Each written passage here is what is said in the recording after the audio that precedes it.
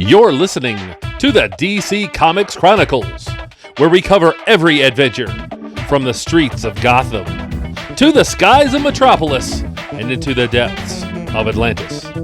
With your hosts, Adam and the Emerald Enthusiast. Welcome to another episode of the DC Comics Chronicles. As always, I'm your host, Adam. And with me is my co-host, Donnie, the Emerald Enthusiast himself. Donnie, how's it going? What's up, comic book fans? It's the man whose ring runs on fanboy energy. It is the Emerald Enthusiast, and we are here with a special guest. Indeed we are. Now, everybody who follows me on social media or who has listened to this podcast and vidcast knows that I love Batman 89. Likewise. It is the first movie I ever saw in the theaters when I was 6. And we're going to celebrate it today. And to do that, as Donnie alluded to, we have a special guest that was directly involved in bringing that film to life. So, Donnie, give us one of your patented introductions for our guest of honor. Ladies and gentlemen, boys and girls, and all beings of the Omniverse, please welcome to Multiverse Musings, the movement double for Batman 1989. This is Carl Newman. Welcome, Carl. Thank you very much. A very good afternoon there in Canada, or good evening in the UK or Europe. Happy to be here. Also known as the Ballet Batman, by the way. Yes, indeed. That's his nickname that was given to him. But we'll get into that as we go on in the course of the show.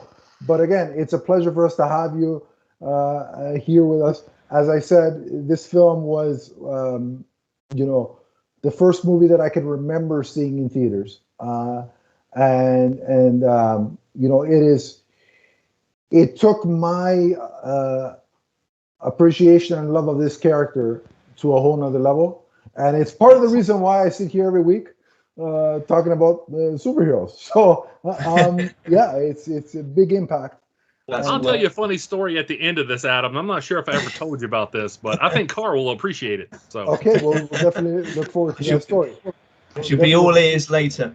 Indeed. So, Donnie, take it away with the first question for our guest. Okay, sir. Prior to working on the film, what was your knowledge of Batman? Well, really, I grew up appreciating the Adam West series. So that was kind of it's a different introduction, I know, but that was something that I loved growing up, and the other actors, Burgess Meredith, Cesar Romero, absolutely fantastic performers. So that was my first introduction, and then I would have seen Superman. I know that's not Batman, but I would have seen Christopher Reeve. We like him here too, so it's good. Yeah, I love Christopher Reeve as Superman. I thought he was a terrific actor. And then, there's all other kind of things taking my interest. A huge fan of music. Mm-hmm. And I was a drummer really before I became a dancer, a professional dancer. So massive fan of music. And then I was told about this potential with the 89 movie that they gave me a bit of a background when I was called by my agent. So not so much really. It came in a slightly different route, but something that greatly interested me anyway. It's funny because I used to watch reruns of the 66 show after school, so that was my first foray with Batman. But as I said at the top, when that 89 movie came out, it just skyrocketed even further.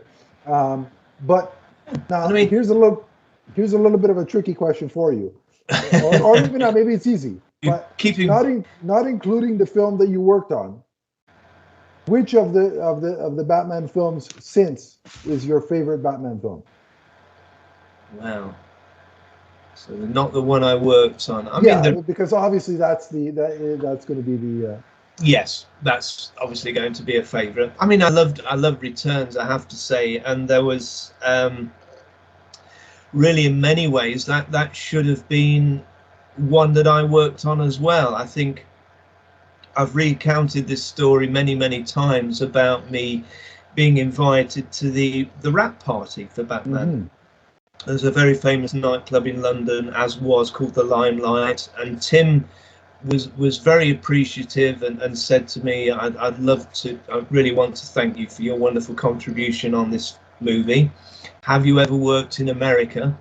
And I'd said that I hadn't, and it seemed to be going somewhere, and then the conversation got interrupted.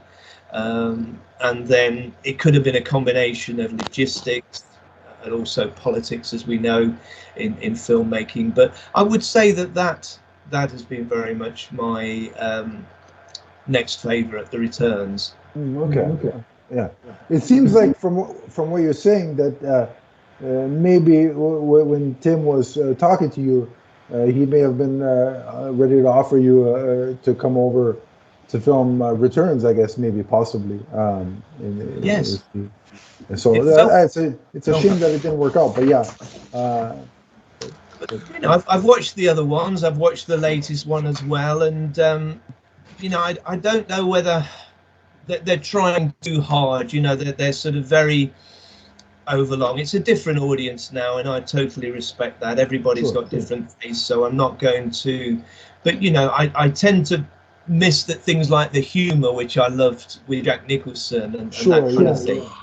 And they're very much darker now, more indulgent as well, really, aren't they? I suppose you could say that with the violence, more gratuitous, more violence. But you know, we know these characters lend themselves to that. But I do feel that, you know, the time was better kept with what they did before. So it's just interesting. Interesting. It's fascinating how the genre evolves, you know, over the years, and how you could take really the same character into so many different directions. Yes. I mean, it's interesting how the suits evolved, hasn't it, as well, over these subsequent movies. And, you know, there's still the favourites, but love the 89 like myself. I know there's always that thing about, you know, having to move the whole body to turn. We're going to get into that. Definitely. I will say this: the set on that is still how I think of Gotham City. Not that the others are bad, but the set on that, when I see that, that's like indelibly etched in my mind. When I think about Gotham City, it goes right there. Yeah, it's the quintessential version in live action for sure. It is. Yes. So and it's funny because Carl was mentioning Batman Returns is his favorite of the other ones that, you know. By the way, I'm sorry that I was gone for a couple of seconds. We had a power surge here, and I had to restart everything. I was wondering. I thought something happened, but I'm glad you worked it out. I saw my computer go all white for a second, and I was like, I'm gonna have to restart everything. So it was a white light that, Let's hope you're not seeing the white light yet, Donnie. There's still a ways to go for that. No. Yeah. But I haven't gotten to retirement yet. I haven't gotten to the really good part of life yet. Yeah, there you go. That's right. But no, what Carl was saying when he was talking about Returns being the favorite that he didn't work, that the one that he wasn't involved in, because Gotham City is very different in that one, because it was filmed, you know, largely indoors on a sound stage and whatnot. But what I assume in my head canon is that's just a different area of Gotham City. Oh, sure. Yes. Yeah. And that's how I excuse it. It's just all right. You know, so I've come up with that excuse in my head, and it works. So there it is. Yeah. Donnie, take it away with the next question. Yeah, that's. I mean, there are these people that come along every so often, aren't they? Like Anton Furst, who was an absolute genius. Oh yeah. With his set design there, and I think, as I know with a lot of movies, but I did feel with that 89 that so many incredible forces came together, didn't they? Oh, absolutely, 100%. I think everything on that film, from like the casting, the set design, as Donnie was alluding to, the music, the score, the film score by Danny Elfman. You know, Danny Elfman's theme, and people get upset when some people say this, but to me, that's the quintessential Batman theme. Like the others have all been good. Don't get me wrong. I mean, those musicians are far more talented than me because I can't play a damn thing. So who am I to criticize anybody, right? But that we sing every once in a while on this podcast. We don't sing but we sing. Not well. I'm a great don't you? I'm a great singer, and people wish I would leave it there. But you know, the score by Danny Elfman, that theme is quintessential. I close my eyes and that's Batman, right? Like, Yes. you know, it just is. So you're right, Carl. A lot of elements, all the elements came together to create that piece of entertainment, and I think all of them working in concert together is why this film is still so beloved and revered to this day. Yes, yeah, it still is, isn't it? All these years later, it's the fans just cannot, you know, get enough, and each year when there is an anniversary, then it's wonderful, isn't it? It is. Just enjoy again. Indeed. Well, sir, how about you walk us through the series of events that landed you the role as a performer on this film? Wow. Well, it was a really strange one, because I was invited to meet Derek Cracknell, who was the first assistant director. So I went to Pinewood and I met him and we chatted through certain things, and that was that. I didn't hear anything for some weeks after that. And then they called me again. I was sharing digs with a group of dance students, so it was all sort of nice, you know, to be with fellow, you know, dancers, etc. Got the call in the evening, can you come in, Carl, to Pinewood again and put the suit on and show us what you can do? So I did. I got there, terribly excited, as you can imagine, and met the wardrobe team first of all. So there was Vin Burnham that had sculpted the cowl, and there was the Batsuit Wranglers, Day and Todd, and we all just gelled immediately. And I think they just felt that, you know, as soon as I put the cowl on, that it fitted so well. You know, I've got a good strong chin, and it sort of really worked for me. And then when I put the suit on, that was incredible. I mean, I just felt, you know, a kid reborn. And there wasn't a huge amount I could do at that time, because you're in the wardrobe department, but they said, look, just go down the corridors, get a feel for it, run about. So I did. I mean, I just wish there was like a fly on the wall, or somebody could have filmed me, you know, running up and down these corridors in full Batman regalia. But it was incredibly exciting. And then I came back to the wardrobe, and they called me. They picked me up in like a sort of a golf buggy, took me on to the back lot, the recreation of Gotham City, and that's where I met Tim. And he sort of told me what he was sort of, you know, show me what you can do. So I just threw myself around. I was leaping, jumping, you know, running, showing some athleticism and fluidity, and then just sort of waited on the sidelines, if you like, and then they tapped me on the shoulder and said, we'd like you to stay. So that was really my kind of introduction, if you like, to my part in the Batman. And prior to that, I was a professional dancer, working in theatre, television, commercial, video, trade shows, everything. So I was working for a lot of great choreographers and going all around Europe, primarily if there was big shows on where they were launching cars. Excuse me. But I was working in television a lot with a lot of performers. A lot of comedy shows used dancers and that kind of thing as part of their show.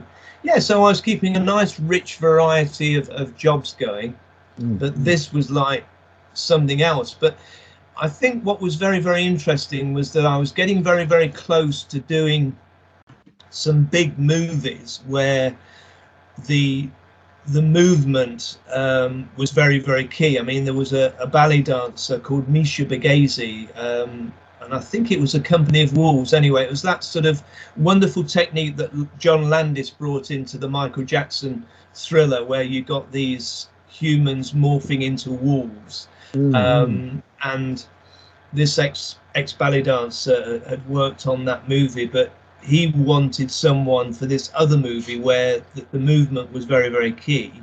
and I was, I just missed out. One other guy got that above me. He was a guy I trained with at college, but he got that. So, but I was getting very, very close to some big breaks, if you like, in my career, and then this came along and was like the icing on the cake. Mm-hmm. Oh, that's incredible. Yeah, that's awesome. So now, once you get the job, you're in the thick of it. You start working.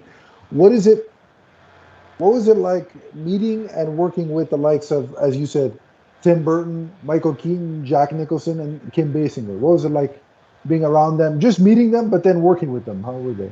Well, it was surreal as well, because Tim was, as we know, Tim was new on the scene, wasn't he? He'd gone Pee-wee and he'd done Beetlejuice, so we knew he'd got that, and he was an animator for Disney.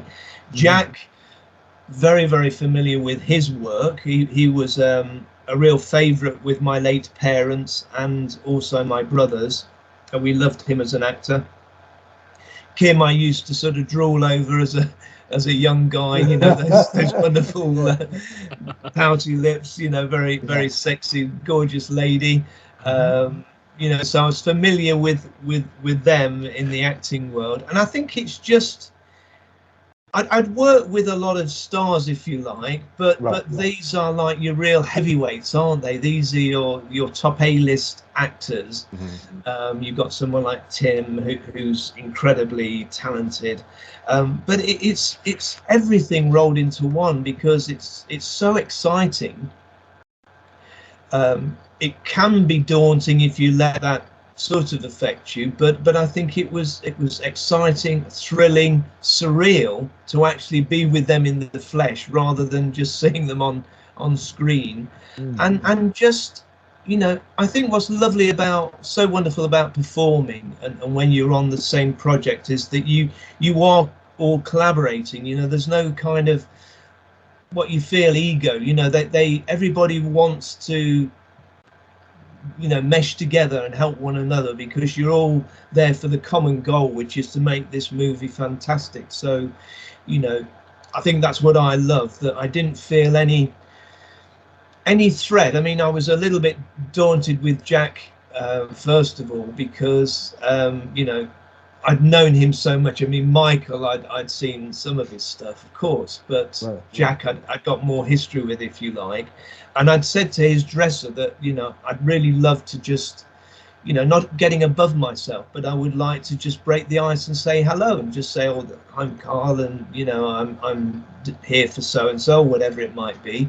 But just also taking their lead, because, you appreciate that they're not precious or anything, but they like to do things in their time, or when it feels right. So you just almost like have an antenna where you know when it's good to cross, and say hello or whatever. So I waited for the green light, so to speak, and then that was all cool, and as we know, the rest sort of followed.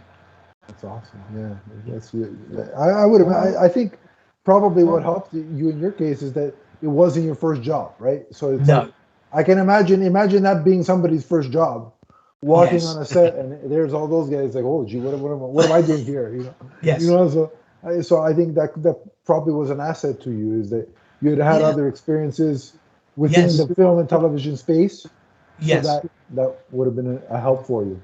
And I think something that's not been picked up maybe from previous podcast interviews or whatever is, I probably always wanted to be an actor myself, really. I saw myself, dancing was something I absolutely loved, but I saw myself as more of an all-round performer. I mean, the college I went to, we did singing and we did drama, and I was also seeing a private coach, a drama coach, and I'd go to a very well-known studio in London called the Actors Centre, where you could do workshops and various things to kind of hone your craft. So I think there was a really ambitious part of me as well. Yes, of course, I wanted to achieve all that, but I loved to be amongst the acting fraternity. So that didn't really daunt me, because I really respected them, wanted to be part of that. And funny enough, I'd worked at Pinewood before. I'd worked on a couple of other projects there, and it was interesting that I happened to be there one time when we kind of learned of some filming, and somebody had spotted Jerry Hall. So that's kind of surreal as well, and coincidental that I was there at that time, and then later on I would be there actually working on the movie, which is incredible. That's awesome. Yeah, that's one of those coming full circle moments. It was, yes, very much so. Yeah. So I mean, I think what was interesting as well was that they didn't give me, probably as well in some ways, they didn't give me a contract to say, right, Carl, we want you for 3 weeks, 4 weeks, 6 weeks, whatever. I think they initially gave me sort of like a few weeks contract, and then they just kept re-employing me. And to know that I was there for 11 weeks was really quite incredible. So it shows how much I was involved with the movie. Yeah, that's amazing. Yeah, it's awesome. It's not a few days. No, definitely not. Yeah. Well, after you answer this next question, I want to add just a little bit of experience here. Believe it or not, I have something. So, what was it like wearing the Batman costume? Well, I just loved it because, again, I was very, very used to wearing costumes, and invariably they would be very tight fitting. I would maybe do some period dramas where they would have the period dancing as well, and I'd wear these very tight costumes. I mean, yes, I'd never wore a rubber costume before, as it were, but I just, I think there's this thing about dancers, they are masochists, they suffer for their art. So I didn't put it on and think, oh my word, I'm not going to be able to do anything in this. I can't move. It never felt like that. I just felt transformed, invincible, amazing, everything. And yes, there was those movements and things where if you did move your head, but I would do lots of mobility exercises before. I had access to a gym and studio so that I could do things, and I think a dancer tends to limber very much anyway. And I would do what I could, so I wouldn't just be in that costume and be like a statue. I would find any time, and usually with filming, as you know, it's very laborious in the sense that you're waiting for all the lighting and the atmosphere and everything to come together and wait to be given action. But I just literally made the most of that time waiting by moving my head and by moving my shoulders or anything like that. So really I didn't find it too bad at all. That might sound strange, I know. No, that is, we're just soaking this all in because these are always questions I've wanted to know. Yes. And I was like, I don't know if I'll ever meet Michael Keaton to ask him about this kind of stuff. But well, you know what, Donnie? I mean, what's something that's very, very interesting is that when I did the jump into the Batmobile, if I'd have literally become sort of very conscious of, my word, this is very rigid, I'm not going to be able to move. It didn't restrict me. I mean, I'm sure you'll agree when you've seen that. I mean, something I'm very, very proud of is the way I got into the Batmobile and made it very fluid and made it so that costume was almost like another skin.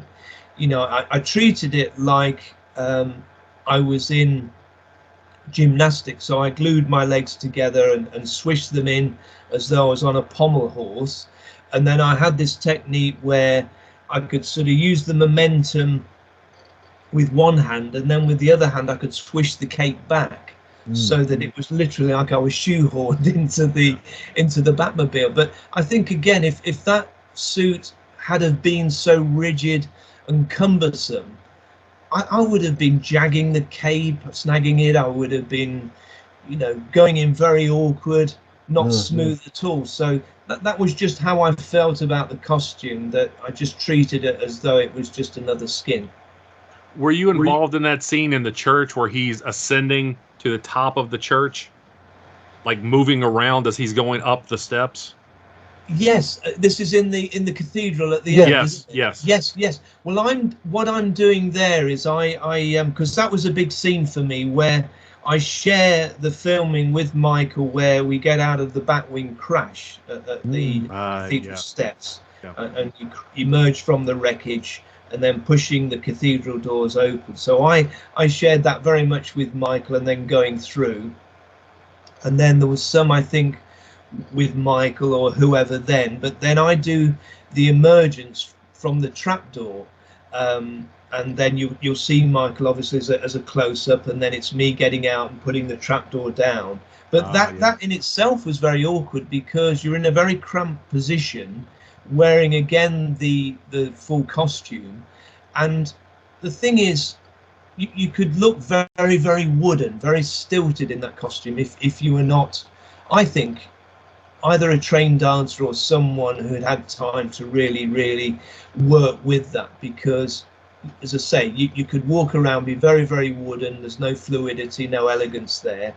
But I did all of that emerging, walking round, and then when Lawrence tries to get me that big goon, I do that classic sort of turn back. I love that movie. Yeah, it's great. Some more walking as well. So yeah, I mean, there's a lot of me in there, and then it was shared with the other guys as well. So they didn't give you, because I know at least nowadays when you hear actors and such talk about superhero costumes, there's often the one purposely for stunts and action stuff, and then there's the hero costume. But the one they gave you was essentially the same. Exactly the same, yes. So there was they didn't make it any easier for you. They're like, this is it. There's no work around. There's nothing. No, there was no changes. I mean, I know they were afforded that luxury when they did returns, that they each had had their own bespoke tailor to make their own suit to suit them. But no, in our case, it was very much one suit fits all, really. But the really buffed and pristine ones were for Michael because of the close-up shots and things like that. But no, we were exactly the same. Okay, interesting. Exactly the same, which is interesting, isn't it? Yeah, because nowadays they have like 30,000 versions. One is for one is for lifting your leg, the other one's for lifting your arm. It's like, yeah. How do you keep track of all of that? But Donnie, you said you wanted to share an experience. I want to say, Carl, that I have all the admiration in the world for you, because I had on at one point one of those Batman costumes that was made to the specs of the costume that they actually used, because I was part of a promotion from of a McDonald's store in 1992 when Batman Returns came out. And they sent to each store, an actual costume that was made to the specs of the WB costume. And they said what they told people to do was like find an area actor to portray Batman. Well, I was in a small town. There weren't, professional actors. So some of my friends from the store were like, look, we got a guy. Okay. Obviously I was a lot younger, no beard. They're like, we got a guy. So I go there and I squeeze into this costume. Yes, literally. And I go out in the August heat for 2 hours. The only part of me that is exposed is this part of my face. By the time it's over, it takes me and a couple of people to peel me out of this thing. And I was like, how does anybody spend any time in this costume and exist? So I can't imagine doing what you were doing, jumping around and doing martial arts moves.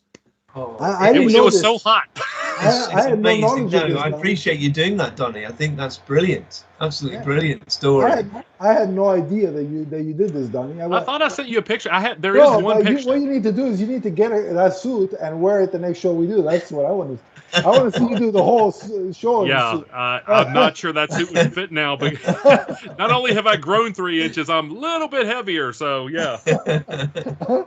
No, but as you alluded to there, Donnie, I mean, how tight and restricting and hot that suit was. And I think the thing was, I remember when the film had wrapped and,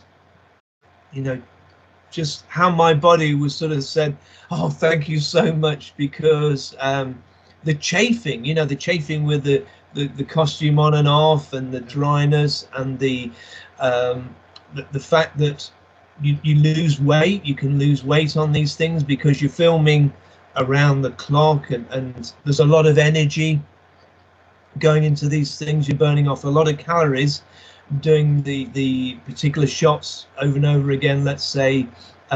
So yes, I mean, I really knew I'd worked incredibly hard on this movie. My body was letting me know that it had really worked for me. And then you can reward yourself with a good holiday and a good rest and regroup, rebuild. Hearing you guys talk about wearing the suit, when I was a kid, I had the Halloween costume equivalent of it. And, oh, fabulous! It was the easiest thing to wear that I wanted to wear every day. And it's like, anyway, so I was in love with this costume, thinking this is the greatest thing to me. And then the real thing is the hardest thing to wear in the world. Funny side note is, me and my friend both had a version of the costume. Yes. And so his uncle, we made a little, I mean, it's not to the level of the fan films that they do today, but we made a little fan film where I got to play Batman. So it was like, for me, that was like the closest thing I'll ever get to, when I was 10 years old, that's the closest thing I'll ever get to putting on that suit. So there it is. That's my story. Not as glamorous. That's great.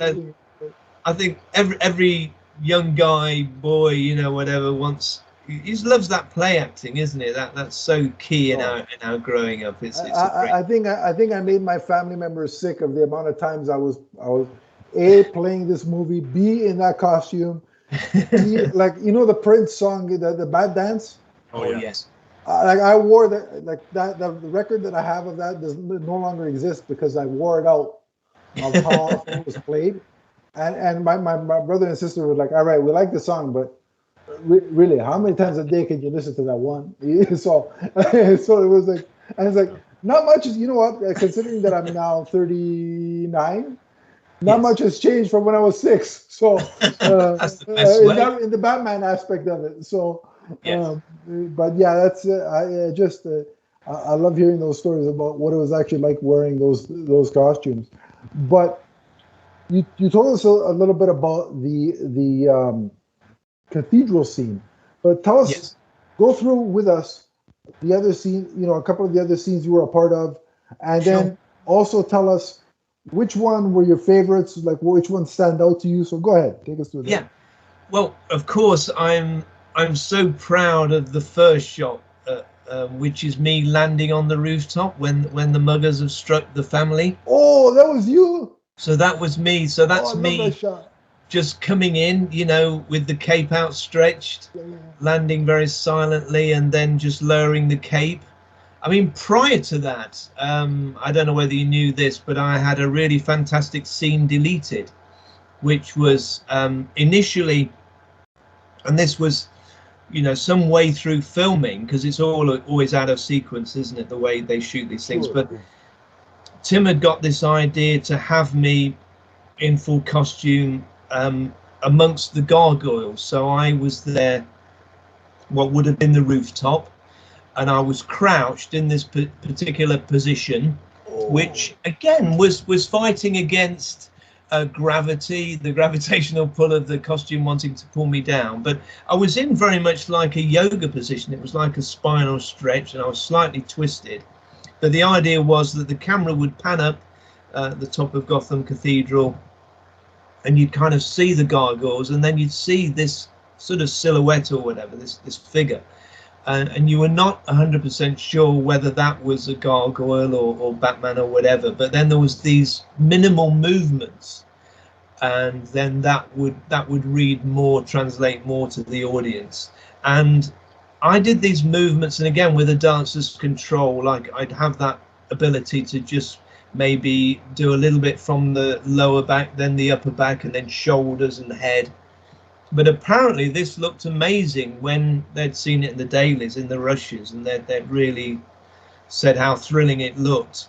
And I thought that was going in because there was no discussion to say anything other. But then when I did see the movie and see that one omitted, I was very disappointed. But I did get the one where I'm landing, and then it also is me where I get the cape out and then jump down, and then Michael finishes that one off where he just flaps the cape, So that, you know, to get that first shot was an unbelievable, win for me.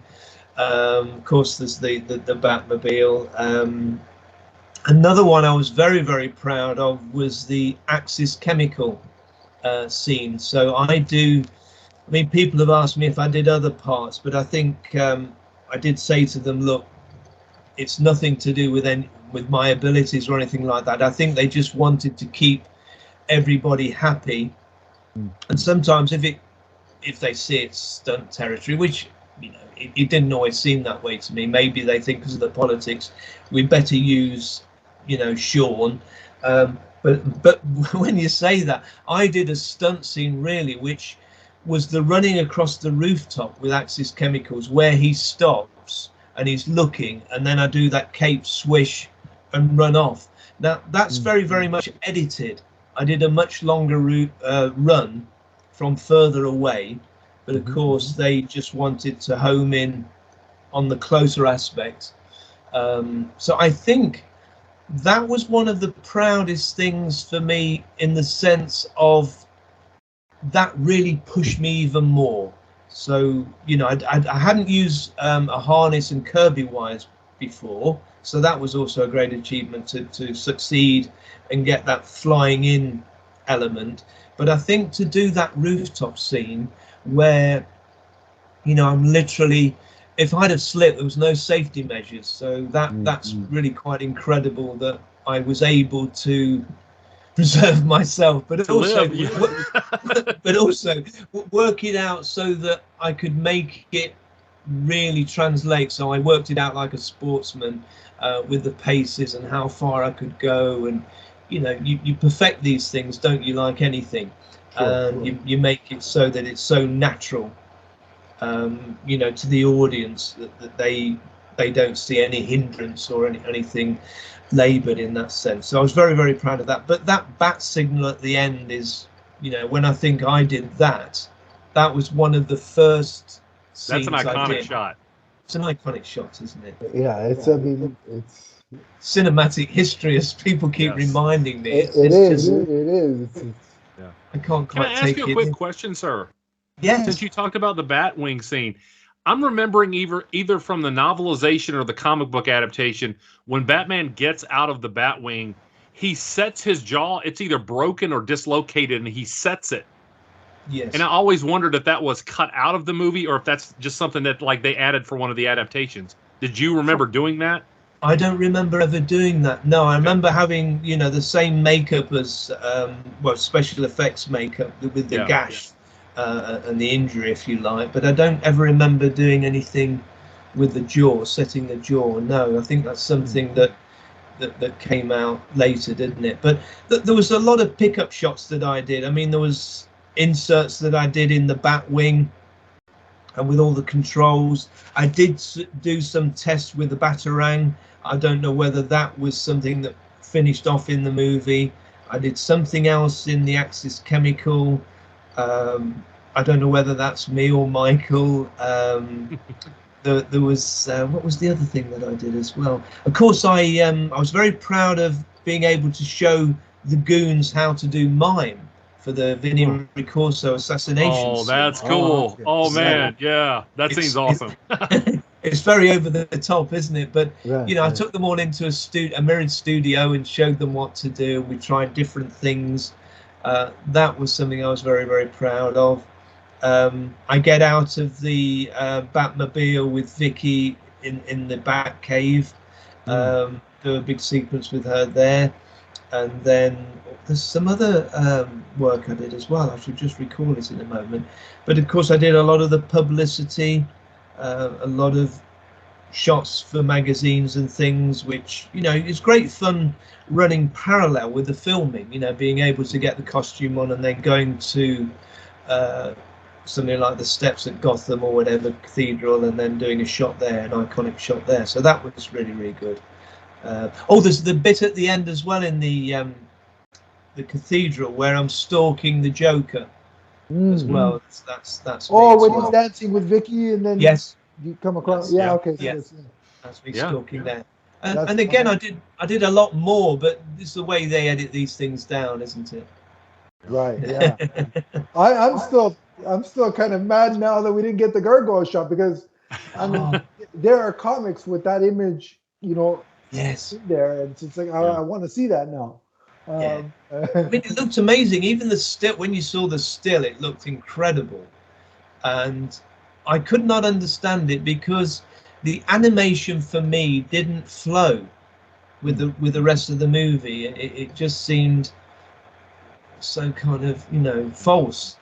I just think it was. I mean, there's been a lot of conjecture over that, whether the reveal and all these things, the fact it was in the cathedral bell tower, like the end shot, but I don't think it would have changed. I think it would have worked really, really well. I mean, they're two different shots, really. Like one is him standing. Yeah.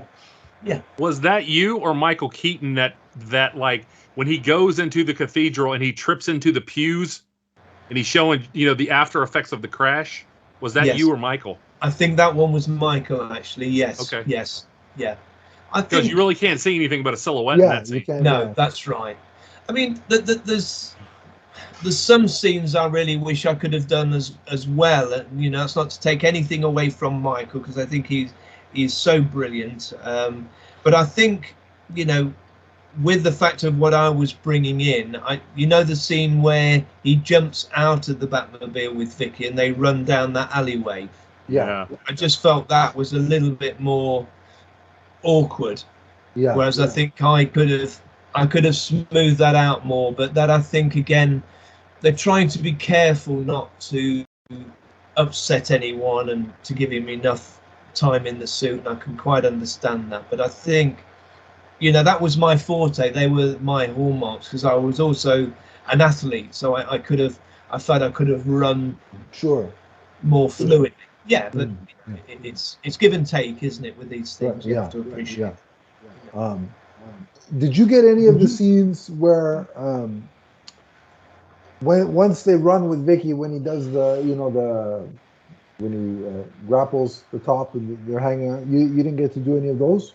I didn't get to do those. I think because again, that's more of a stunt territory. Okay. Yeah. You see, it's a weird thing, because as dancers, I think, and a lot of dancers can make very good, and I've known of people being professional dancers and then going into the stunt world, being very successful. So I think it's one of those great skills that lends itself, and you invariably find that they can do other things as well. I think if I was given them, I would have never have said, oh no. I would have done them. I think it's just that Sean was there before me, just so many weeks before me, and then I came in. So I think you're just fitting in. You're not crossing any territory, making any ripples. You're just getting on with it, and respecting that that's what they do, and you can do what you do, and you can bring your hallmarks to those elements, those sequences, which I was very, very proud of. Yeah, definitely, that's for sure. Yeah, and you have the I mean, it's the wrong word, but you have the bragging rights of having that intro shot and then the end shot, which are I book in the movies. I book in the movies. And they're arguably two of the most famous Batman shots of all time. So I mean, not too shabby.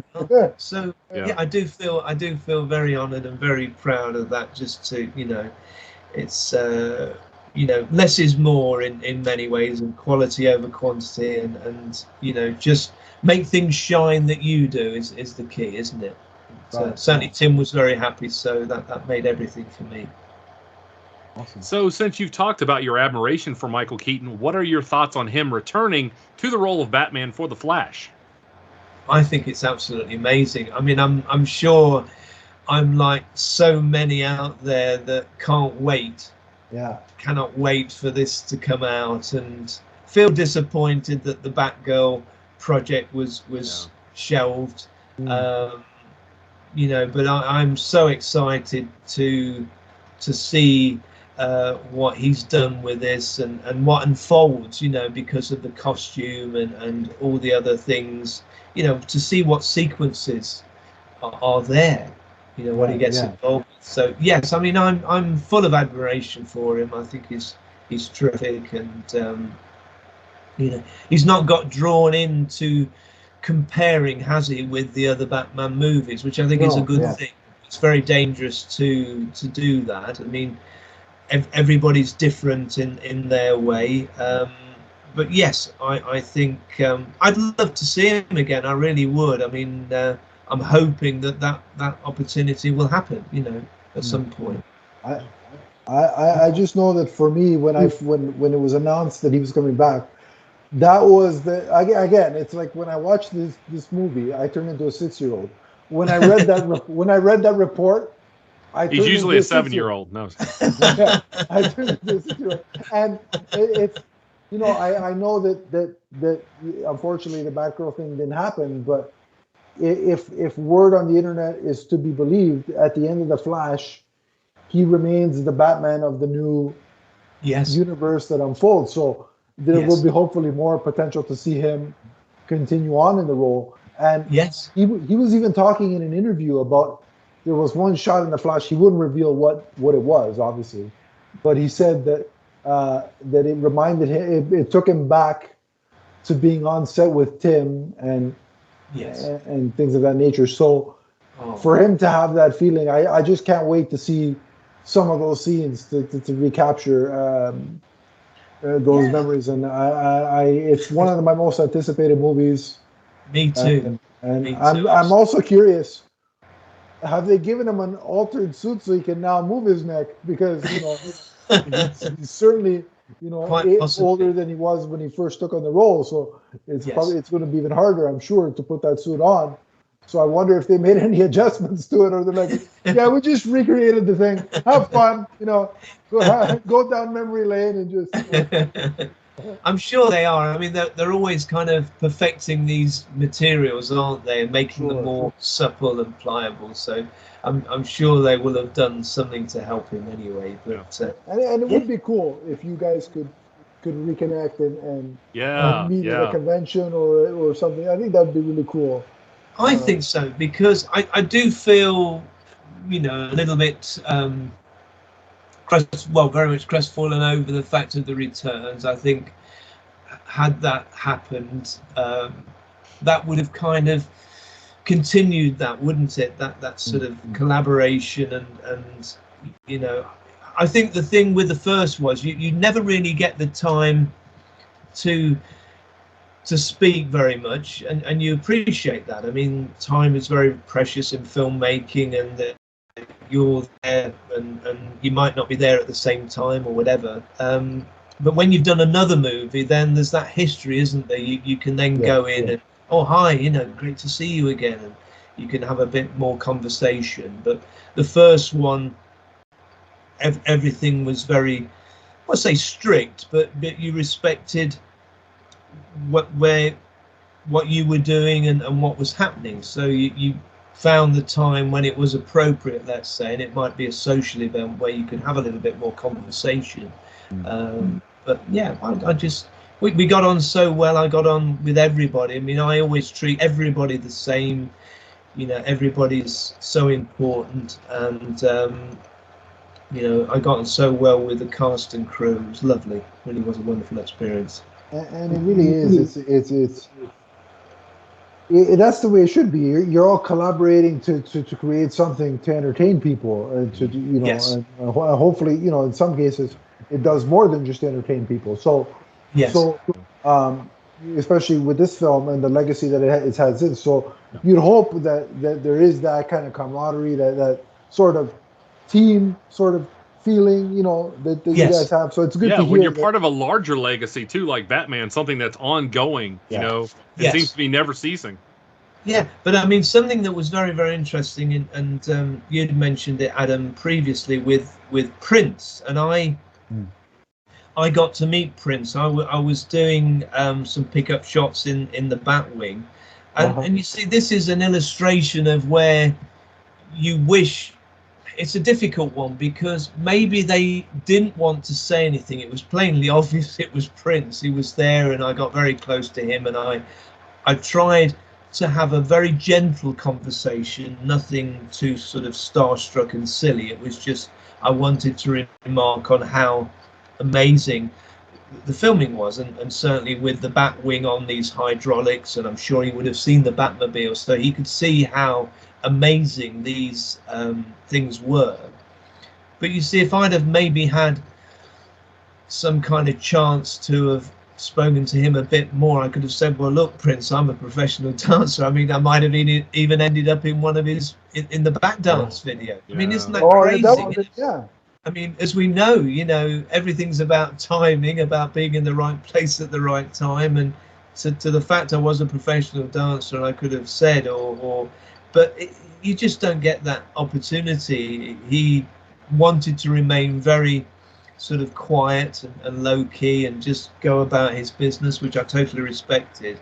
But you look back and you think, why couldn't I just, you know, just said, 2 minutes to say, hey, I'm a 2 minutes, yes. Can I be in your video, please? Yeah. I mean, because I love his music. I was actually going to ask you, that was going to be one of my questions, was, were you in the video? Because it would make sense. I don't know. Yeah. You've already been in the suit. You're a professional dancer. But 1 + 1 = 2. So. Yeah. I mean, I think, you know, if you're the kind of person where I am, I mean, I love people and I love being able to talk about all kinds of things. And I made some great friends when I was in London, and some of those people were American music producers, and I got on so well with them, and quite a few things were happening. But I mean, you know, an illustration of how, you know, if you get a chance to talk to someone, and one of the producers got me to work on one of his radio jingles, you know, at that time, and you end up working with someone like Denise Williams, you know, in the recording studio, terrific singer, you know, singing now, going around doing these collaborations. You know, anything can happen, and I think that was, in fact, I did get another job from the Batman movie, which was to add some movements to the King Ralph movie with John Goodman. Oh, I love that movie. I love that movie. That is cool, man. Yeah. It's just awesome. You know, of course, I want to be seen more for me, but you know, if the director says to you, look, Carl, this is a very unusual request, but we need you to lead a procession, a royal procession walking backwards. Can you do it? And you're going to say, well, of course, you know, and you're working with these great actors like Peter O'Toole and John Hurt, and all these great late actors.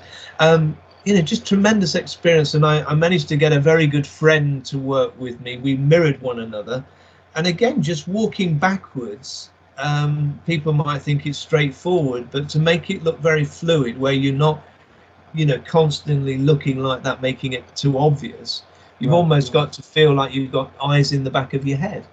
You know, make it very smooth. So, you know, things come from these movies, which is great. That's awesome. Cool. That's awesome. Now, just before Adam asks you the last question, the funny story I have to tell you is I got sick and I was homebound in 1990. And this is before the internet and before, you know, a lot of TV choices. So I had the Batman VHS tape of the movie, and I watched it for 4 weeks in a row every day. So I got to see it every day, and I got to the point where I could say all the dialogue. So that's a good 4. I mean, apart from the fact that you were sick, that's not a bad 4 weeks. Take the sick away. I don't waste my time, buddy. I love that. I think that's brilliant. Good things come out of these bad things, don't they? Yeah, when you're grounded like that. It's awesome. Yeah, and so before we wrap up with you, is there anything that you want to plug or make our audience aware of? You know, a website, whatever you want to do, upcoming projects. Yeah, well, I'll say I'm hoping to get back out there. I mean, I've been doing, I've been putting the cowl back on. I've been given a test cowl and suit. I haven't had the cape yet, but I've been doing some work with that, and some great photographs have come out of that. I'm really hoping to get out in January or February to California to do more shots and publicity with the proper suit, if you like. Oh, My idea is to get back out there and meet the fans, and maybe if there's a fan movie, I know people have mentioned that they've wanted to have me, but it's been one thing or another. But yeah, it's just to say that I'm really, that's my intention, is to get back out there. But I'd love people to follow me on Instagram, which is my handle, which is Ballet Bat 1989.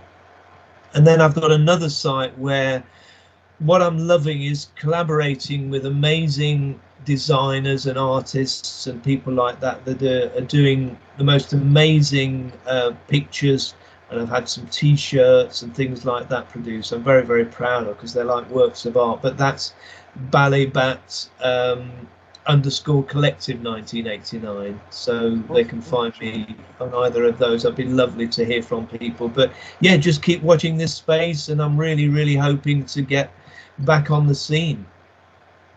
Awesome. It'd be cool to have you get back out there, and I would love to see. I will say I saw one of your Instagram, one of the newer ones today of you and the cow, and I was like, oh, that's pretty awesome. So Yeah. and if you produce more of those shots, I'll definitely have to pick one up for sure. Please to do. add to the collection, especially once the holidays are over and everything's normal. Yes, everything's stable. I'll definitely get on that and get something from the. I'd love you to have that.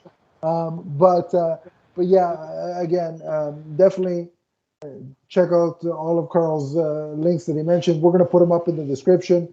Yeah, of we'll course, have some graphics and things like that. Thank you so much, Donnie. Yeah.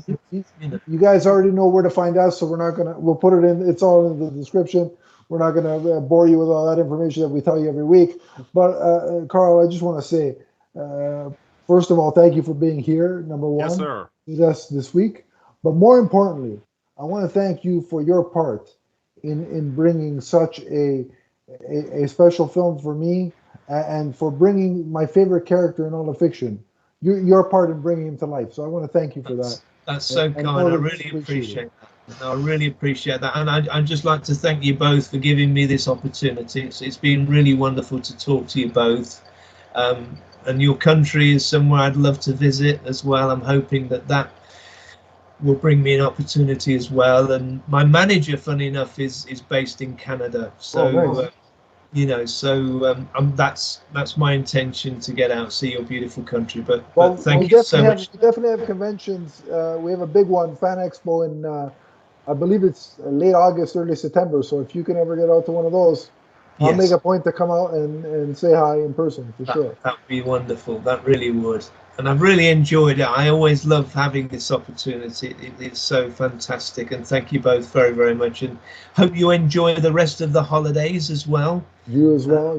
Have a Merry Christmas, Happy New Year. Yeah, it's been a blessing to have you here, sir, because I've always wanted to, talk to someone who was involved in this project, because it meant so much to me in my teen years. It was a big part of that period of my life, and I remember it so much, probably because I watched it for 4 weeks in a row. But I remember seeing it in the theater too. Yeah. And I can now say I talked to Batman, so that's something my 6-year-old self would never believe was possible. I'm eternally grateful to you both. It's so lovely, honestly, and it's wonderful when you have these memories, isn't it? This richness of what a film does to you. It's fabulous. So I'm so thrilled to learn that. I really am. Thank you for joining us, and that'll be it for the show. We hope you enjoyed it. We enjoyed bringing it to you, and whenever you want to see Carl in the bat suit, just pop on Batman 89, and now you'll know. You'll know some of the shots to look out for. And if you don't own it, it's on HBO Max right now. Yeah. Oh, wow, so you can watch it there too. But buy the physical copy, because how could you not own that movie? If you're a Batman fan, how could you not have that in your collection? Yeah. You've got to own it. That's right. But hope everybody enjoyed it. We enjoyed having Carl with us. We enjoy bringing this show to you every week, and we'll see you next time. So long, everybody. Take care. Thank you so so long, much. everyone. Hey, wow.